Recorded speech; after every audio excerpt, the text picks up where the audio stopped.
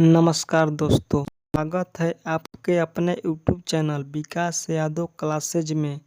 तो आइए हम इस वीडियो में एसएससी सामान्य अध्ययन शिवास्त्र पढ़ेंगे, जो कि आदित्य रंजन सर के द्वारा निकाला गया बुक है। कल हम लोग पेज नंबर 1 से 6 तक पढ़े थे। आज हम लोग पेज नंबर 7 से पढ़ने वाले हैं। वैदिक काल। सिंधु सभ्यता के पतन के बाद 1500 ईस्वी पूर्व के आसपास भारत में आर्यों ने वैदिक सभ्यता की नींव डाली। आर्य शब्द का अर्थ श्रेष्ठ। वैदिक काल को मुख्यतः दो भागों में बांटा गया है। पहला ऋग्वैदिक काल 1500 ईस्वी पूर्व से 1000 ईस्वी पूर्व। दूसरा उत्तर वैदिक काल 1000 ईस्वी पूर्व से 600 ईस्वी पूर्व। ऋग्वैदिक काल। इस काल का प्रमुख ग्रंथ ऋग्वेद है। ऋग्वेद में आर्य शब्द का प्रयोग 33 बार हुआ है। यह एक ग्रामीण सभ्यता थी। इनका मुख्य व्यवसाय पशुपालन था। वैदिक नदियाँ। ऋग्वेद में आर्य निवास स्थल के लिए सप्त सिंधु क्षेत्र का उल्लेख हुआ है, जिसका अर्थ 7 नदियों का क्षेत्र। ऋग्वैदिक काल की सबसे महत्वपूर्ण नदी सिंधु नदी थी। ऋग्वैदिक काल की दूसरी सर्वाधिक महत्वपूर्ण नदी सरस्वती थी, जिसे नदीतमा नदियों में प्रमुख कहा जाता था। सरस्वती को सबसे पवित्र नदी भी माना जाता था। ऋग्वैदिक कालीन नदियाँ व उनके प्राचीन नाम: सतलज, शतुद्री, चिनाब, प्राचीन नाम अस्किनी, ब्यास, बिपाशा, गंडक, सदानीरा, सिंधु, सिंध, झेलम, वितस्ता, घग्गर, दृशदत्ती, गोमल, गोमती, काबुल, कुंभा, कुरम, कुमु, रावी, परुष्णी। राजनीतिक प्रशासन। आर्य जब मध्य एशिया से भारत आए तब वे विभिन्न जनों में विभक्त थे। जनों के प्रधान को राजन कहा जाता था। राजन पर नियंत्रण का कार्य 2 संस्थाओं सभा और समिति करती थी। इन संस्थाओं में महिलाओं भी भाग लेती थी। विदर्भ आर्यों की सबसे प्राचीन संस्था थी।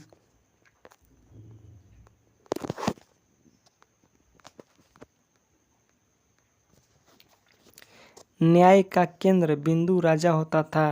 राजा के प्रमुख पदाधिकारियों में पुरोहित, सेनानी, ग्रामीणी, सूत, रथकार, पूरब, स्पर्श आदि थे। सामाजिक जीवन। ऋग्वैदिक समाज पितृसत्तात्मक था तथा संयुक्त परिवार प्रथा प्रचलित थी। प्रशासन की सबसे छोटी इकाई कुल थी, जिसमें कई परिवारों का समूह शामिल होता था। ग्राम 100 जनों का एक समूह था, जिसका प्रधान ग्रामीणी होता था। ऋग्वैदिक काल में राजा का पद आनुवंशिक हो चुका था। दास प्रथा समाज में विद्यमान थी। विवाह को एक पवित्र संस्कार माना जाता था। 2 प्रकार के विवाह प्रचलित थे। पहला अनुलोम विवाह, दूसरा प्रतिलोम विवाह। स्त्रियों की स्थिति समाज में अच्छी थी। उनका उपनयन संस्कार होता था। स्त्रियों में पुनः विवाह, नियोग प्रथा तथा बहुपति विवाह का प्रचलन था। दहेज प्रथा, सती प्रथा, प्रदा प्रथा आदि कुरीतियाँ समाज में व्याप्त नहीं थी। आर्य मांसाहारी तथा शाकाहारी दोनों प्रकार के भोजन ग्रहण करते थे। भोजन में दूध, दही, घी आदि का विशेष महत्व था। धार्मिक जीवन। महत्वपूर्ण ऋग्वैदिक देवता: इंद्र, युद्ध और वर्षा का देवता। अग्नि, यज्ञों और आहुति का देवता। सोम, औषधि गुणों के देवता। मरुत, आंधी तूफान के देवता। वरुण, जल और समुद्र के देवता। आर्थिक जीवन। वैदिक कालीन अर्थव्यवस्था ग्रामीण थी। अर्थव्यवस्था का मूल आधार कृषि एवं पशुपालन था। कृषि योग्य भूमि को उर्वरा या क्षेत्र कहा जाता था। भूमि राजा की निजी संपत्ति नहीं थी, उस पर संपूर्ण कबीले का अधिकार होता था। ऋग्वेद में प्रजा राजा को स्वेच्छा से बलि नामक कर देती थी। निष्क स्वर्ण आभूषण था। ऋग्वेद में एक ही अनाज एवं जौ का उल्लेख मिलता है। चावल का उल्लेख ऋग्वेद में नहीं मिलता है। व्यापार। व्यापार वस्तु विनिमय द्वारा होता था। कर का भुगतान वैश्य समुदाय करता था। ऋग्वेद में अयस शब्द तांबे एवं कांस्य के लिए प्रयुक्त होता था। ऋग्वेद में चांदी का उल्लेख नहीं मिलता है।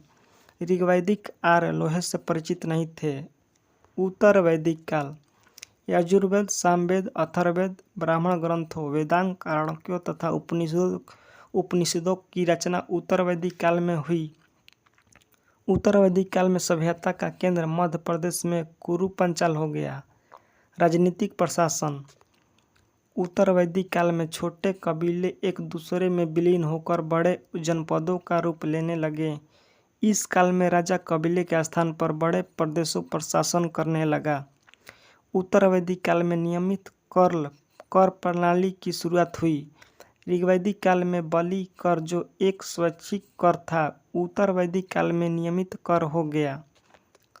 सामाजिक प्रशासन उत्तर वैदिक काल में वर्ण व्यवस्था में कठोरता आने लगी। वर्ण व्यवस्था अब कर्म के स्थान पर जन्म आधारित हो गई। समाज 4 वर्णों ब्राह्मण, क्षत्रिय, वैश्य, शूद्र में विभक्त हो गया।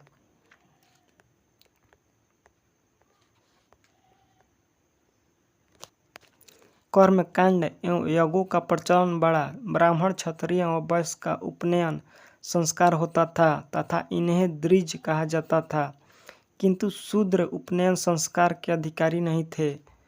उत्तर वैदिक काल में स्त्रियों की स्थिति में गिरावट आई। सभा तथा समिति की स्त्रियों का प्रवेश वर्जित हो गया। उत्तर वैदिक काल में आश्रम व्यवस्था स्थापित हुई।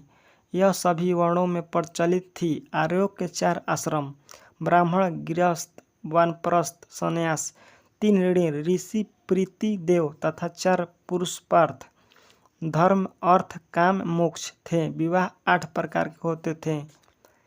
गृह सूत्रों में संस्कारों की संख्या 16 मिलती है। आर्थिक जीवन उद्योग एवं व्यापार उत्तर वैदिक काल में कृषि आर्यों का प्रमुख व्यवसाय था। इस काल की मुख्य फसलों गेहूं व धान थी। उत्तर वैदिक काल में तांबे के अतिरिक्त लोहे का व्यापक प्रयोग शुरू हुआ। लोहे को श्याम यश कहा जाता था। इस काल में आर्य लोहे एवं तांबे के अतिरिक्त सोना, चांदी, टीन, शीशा आदि धातुओं से परिचित थे। उत्तर वैदिक काल का सबसे बड़ा लौह पुंज अतरंजी खेड़ा में मिला है। निष्क स्वर्ण मुद्रा थी। सतनाम चांदी की मुद्रा थी। गाय एवं निष्क लेन देन का माध्यम थी। उत्तर वैदिक काल की विशेषता चित्रित धूसर मृत भांड थे। धार्मिक जीवन उत्तर वैदिक काल में धार्मिक अनुसंधानों एवं कर्मकांडों में वृद्धि हुई। ऋग्वैदिक देवता इंद्र व अग्नि का महत्व कम हो गया तथा प्रजापति को सर्वोच्च स्थान मिला। 6ठी शताब्दी ईसा पूर्व भारत में धार्मिक आंदोलन 6ठी शताब्दी ईसा पूर्व का काल सामाजिक, धार्मिक, राजनीतिक व आर्थिक अशांति काल था। 600 ईसा पूर्व मध्य गंगा घाटी में कई धार्मिक आंदोलन शुरू हुए। इन धार्मिक बौद्धिक आंदोलनों का नेतृत्व क्षत्रिय ने किया तथा लोहे के बढ़ते प्रयोग ने इसमें महत्वपूर्ण भूमिका निभाई। लोहे के आविष्कार के कारण कृषि क्षेत्र में क्रांति आई। इस समय अनेक संप्रदाय अस्तित्व में आए, जिनमें केवल बौद्ध एवं जैन धर्म की ही प्रसिद्ध हुए।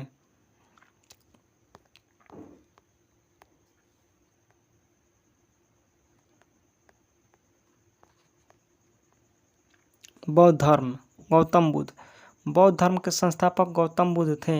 इनके बचपन का नाम सिद्धार्थ था। सिद्धार्थ का जन्म 563 ईस्वी पूर्व लुम्बिनी कपिलवस्तु के निकट नेपाल की तराई में हुआ था। इनके पिता सुधरोधन शाक गण के प्रधान थे तथा माता महामाया कुलीय वंश की राजकन्या थी। जन्म के 7वें दिन इनकी माता का देहांत हो जाने के बाद इनका पालन पोषण इनकी मौसी प्रजापति गौतमी ने किया।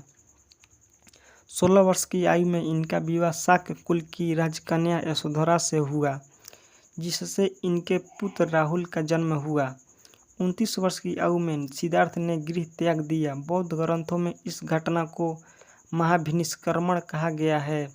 सिद्धार्थ में वैराग्य उत्पन्न करने वाले 4 दृश्य थे। पहला जर्जर शरीर वाला वृद्ध व्यक्ति, दूसरा रोगी व्यक्ति, तीसरा मृत व्यक्ति, चौथा प्रसन्न मुद्रा में सन्यासी, 35 वर्ष की आयु में उर्वेला बोधगया में एक पीपल वृक्ष के नीचे निरंजना नदी के तट पर समाधि की अवस्था में ज्ञान बोधि की प्राप्ति हुई। बौद्ध ग्रंथ में इस घटना को संबोधि कहा जाता है।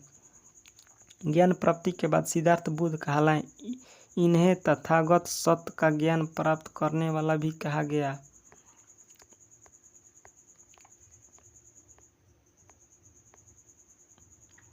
बुद्ध के जीवन से संबंधित प्रतीक चिन्ह। जन्म कमल एवं साढ़, यौवन वृषभ, गृह त्याग घोड़ा, महाबोधि ज्ञान पीपल बोधि वृक्ष, प्रथम उपदेश धर्मचक्र प्रवर्तन, निर्वाण पद चिन्ह, मृत्यु स्तूप। बौद्ध धर्म का प्रचार। ज्ञान प्राप्ति के बाद बुद्ध ने सर्वप्रथम सारनाथ ऋषिपत्तनम मृगदाऊ में 5 ब्राह्मणों को पाली भाषा में अपना प्रथम उपदेश दिया। महात्मा बुद्ध ने प्रथम उपदेश को बौद्ध ग्रंथों में धर्मचक्र प्रवर्तन कहा गया। बुद्ध ने सर्वाधिक उपदेश सर्वस्ती राजधानी कौशल में दिए। 483 ईस्वी पूर्व 80 वर्ष की आयु में कुशीनारा में बुद्ध की मृत्यु हो गई। बुद्ध के निधन को बौद्ध धर्म में महापरिनिर्वाण कहा गया है। बुद्ध के प्रधान शिष्य उपाली तथा प्रिय शिष्य आनंद थे। बौद्ध संघ में शामिल होने वाली प्रथम महिला बुद्ध की मौसी प्रजापति गौतमी थी तथा बुद्ध द्वारा बौद्ध धर्म में दीक्षित अंतिम व्यक्ति सुभद्र था। बौद्ध धर्म की शिक्षाएं एवं सिद्धांत। बौद्ध धर्म के त्रिरत्न बुद्ध धम्म संघ। प्रतीत्य समुत्पाद बौद्ध दर्शन का मूल आधार है। महात्मा बुद्ध की शिक्षाओं का आधार 4 आर्य सत्य थे। पहला दुख, दूसरा दुख समुदाय, तीसरा दुख निरोध, चौथा दुख निरोध गामिनी प्रतिपदा। चौथे आर्य सत्य में अष्टांगिक मार्ग मध्यम मार्ग का वर्णन है। पहला सम्यक दृष्टि, दूसरा सम्यक संकल्प, तीसरा सम्यक वाणी, चौथा सम्यक कर्मांत, पांचवा सम्यक जीवन, छठा सम्यक व्यायाम, सातवां सम्यक समृद्धि, आठवां सम्यक समाधि। बौद्ध धर्म पूर्व जन्म में विश्वास करता है किंतु ईश्वर तथा आत्मा पर विश्वास नहीं करता है। महात्मा बुद्ध ने अपने उपदेश पाली भाषा में दिए। बौद्ध धर्म के आरंभिक पाली साहित्य 3 भागों में विभाजित है। पहला सूत पिटक बुद्ध के उपदेशों का संकलन, दूसरा विनय पिटक भिक्षु संघ के नियम, तीसरा अभिधम्म पिटक धम्म संबंधित धार्मिक विवेचन। सूत पिटक को प्रारंभिक बौद्ध धर्म का इनसाइक्लोपीडिया कहा जाता है। बौद्ध धर्म की संगीतियाँ। प्रथम संगीति 483 ईस्वी पूर्व, स्थान राजगिरी, अध्यक्ष महाकश्यप और शासनकाल अजातशत्रु। द्वितीय संगीति वर्ष 383 ईस्वी पूर्व, स्थान वैशाली, अध्यक्ष साबाकामी, शासनकाल कालाशोक। तृतीय संगीति 251 ईस्वी पूर्व, स्थान पाटलिपुत्र, अध्यक्ष मोगलीपुत्र 30, शासनकाल अशोक। चतुर्थ संगीति प्रथम शताब्दी, स्थान कुंडलवन कश्मीर, अध्यक्ष वसुमित्र अश्वघोष और शासनकाल कनिष्क। चतुर्थ बौद्ध संगीति में बौद्ध धर्म 2 संप्रदायों हीनयान व महायान में बट गया। जैन धर्म। जैन परंपरा के अनुसार जैन धर्म में कुल 24 तीर्थंकर हुए जिनमें ऋषभदेव आदिनाथ प्रथम तीर्थंकर तथा महावीर स्वामी 24वें व अंतिम तीर्थंकर थे। पार्श्वनाथ 24वें तीर्थंकर थे। इनका जन्म वाराणसी में हुआ था। इनके पिता अश्वसेन काशी के शासक थे। पार्श्वनाथ ने 4 महाव्रतों का प्रतिपादन किया, सत्य अहिंसा अस्तेय अपरिग्रह। महावीर स्वामी ने इसमें 5वां महाव्रत ब्रह्मचर्य जोड़ा। कुछ महत्वपूर्ण तीर्थंकरों के नाम और उनसे संबंधित प्रतीक चिन्ह। ऋषभनाथ आदिनाथ, चिन्ह वृषभ, तीर्थंकर नाम ऋषनेमि और संभवनाथ, चिन्ह अश्व, पार्श्वनाथ, चिन्ह सर्पफण, नेमिनाथ, चिन्ह नीला कमल। महावीर स्वामी, चिन्ह बाघ। महावीर स्वामी को जैन धर्म का वास्तविक संस्थापक माना जाता है। महावीर स्वामी का जन्म 599 ईस्वी पूर्व अथवा 540 ईस्वी पूर्व वैशाली के कुंडग्राम में हुआ था। इनके बचपन का नाम वर्धमान था। इनके पिता का नाम सिद्धार्थ ज्ञात्री कुल के प्रधान तथा माता का नाम त्रिशला लिच्छवी के शासक चेटक की बहन थी। इनकी पत्नी का नाम यशोदा तथा पुत्री का नाम प्रियदर्शना था। प्रियदर्शना का विवाह इनकी बहन सुदर्शना के पुत्र जमाली से हुआ था। 30 वर्ष की आयु में बुद्ध गृह त्याग दिया तथा 12 वर्ष की कठिन तपस्या के पश्चात 42 वर्ष की आयु में इन्हें ऋजुपालिका नदी के किनारे साल वृक्ष के नीचे ज्ञान की प्राप्ति हुई। 72 वर्ष की आयु में राजगीर के समीप पावापुरी में 527 ईस्वी पूर्व अथवा 428 ईस्वी पूर्व में महावीर स्वामी की मृत्यु हो गई। ज्ञान प्राप्ति के बाद महावीर स्वामी का इंद्रियों को जीतने के कारण जिन कहा गया। जैन धर्म का उपदेश व प्रचार। महावीर स्वामी ने अपना प्रथम उपदेश राजगिरी के निकट विपुलचल पहाड़ी पर दिया। महावीर स्वामी ने अपने उपदेश प्राकृतिक भाषा में दिए। अधिकांश जैन धर्म ग्रंथ अर्धमागधी भाषा में है। जैन ग्रंथों को पूर्व कहा जाता है। महावीर ने एक संघ की स्थापना की जिसमें 11 प्रमुख अनुयायी थे जो गंधर्व कहलाए। जैन धर्म ने वेदों को अप्रामाणिक माना किंतु ईश्वर के अस्तित्व तथा पूर्व जन्म को स्वीकार किया। जैन धर्म का सबसे महत्वपूर्ण ग्रंथ कल्पसूत्र संस्कृत भाषा में है जिसकी रचना भद्रबाहु ने की है। महावीर स्वामी ने प्रथम शिष्य उनके दामाद जमाली तथा प्रथम शिष्य चंदना थी जो भिक्षुणी संघ की अध्यक्षा भी थी। जैन धर्म की शिक्षाएं। जैन धर्म में सांसारिक तृष्णा एवं बंधन से मुक्ति को मोक्ष निर्वाण कहा जाता है। मोक्ष जीवन का अंतिम लक्ष्य है। जैन धर्म के त्रिरत्न सम्यक दर्शन, सम्यक ज्ञान, सम्यक आचरण।